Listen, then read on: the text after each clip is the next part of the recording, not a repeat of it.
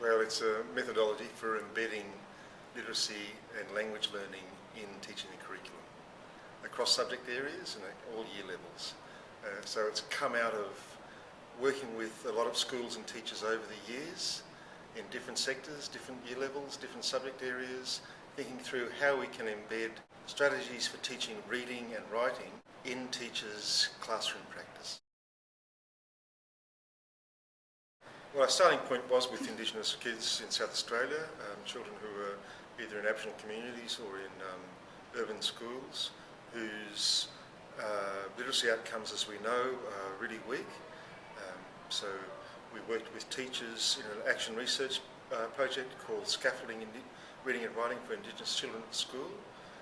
The improvements that the teachers attained in that project were roughly 4 times expected learning rates, which to our knowledge was not achieved by any other program with Indigenous kids.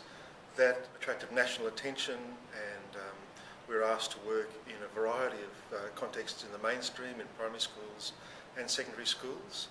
And we then had to work with the various contexts that different teachers work with, the different range of problems, and found that the problems that Indigenous children have are not different in kind from the problems that many students have in our school system.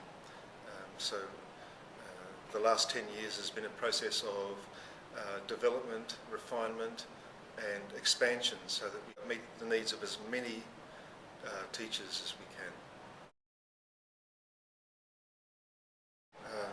A traditional approach is to treat language and literacy as somehow separate from learning the content of the curriculum. And that's not as effective as a program that integrates that with learning the content of the curriculum.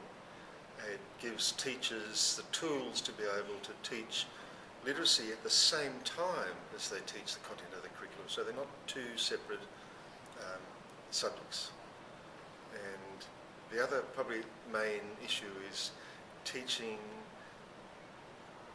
literacy from the top down. Well, the staging comes out of how we understand learning and how we understand language. So we interpret language in terms of meaning, so our starting point is with meaning. That means we start with the area of knowledge we need the students to understand, and the text that we're working with, so we start with a whole text.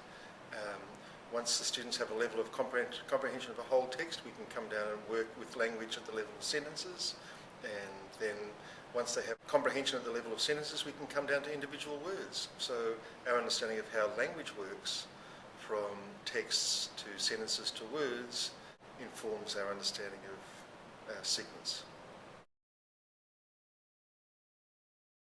Well, over the last 10 years, we have a series of independent evaluations that show the top students in classes are accelerating at 1.5 times average growth rates, at the same time as the bottom kids are accelerating at around 4 times average growth rates. And the reason for this is simply that what top students normally do intuitively in terms of learning the language resources, we now do consciously. So conscious learning is far more effective than intuitive learning. The professional learning involves a lot of new knowledge about pedagogy and language, and that takes a while for teachers to take on board and assimilate and use. So we stagger the training program with a series of short workshops over the course of a year, so that by the end of the year they are reasonably confident and competent to be independent practitioners. Within the school situation, it requires principals to give teachers time for planning. A carefully planned lesson is a good lesson, and because it's new knowledge and skills, it's much better to be able to plan at times with others. So a combination of support for planning time, encouragement that it's just as important to give students skills as it is to cover the curriculum content, and the opportunity to work together. Well, the main benefit, obviously, the most immediate one is that you're going to get you're going to be closing the gap between the tail and the rest of the school, which means that your overall results are going to improve. Your top students are not disadvantaged, but your weaker students are immensely advantaged by taking this on board. And once children are successful in the classroom, it changes the dynamic of the classroom, it changes the dynamic of the school to one where children are supportive of each other, respectful of each other. Teaching becomes more of a pleasure because you're able to teach all your students at the level that you would like to be able to.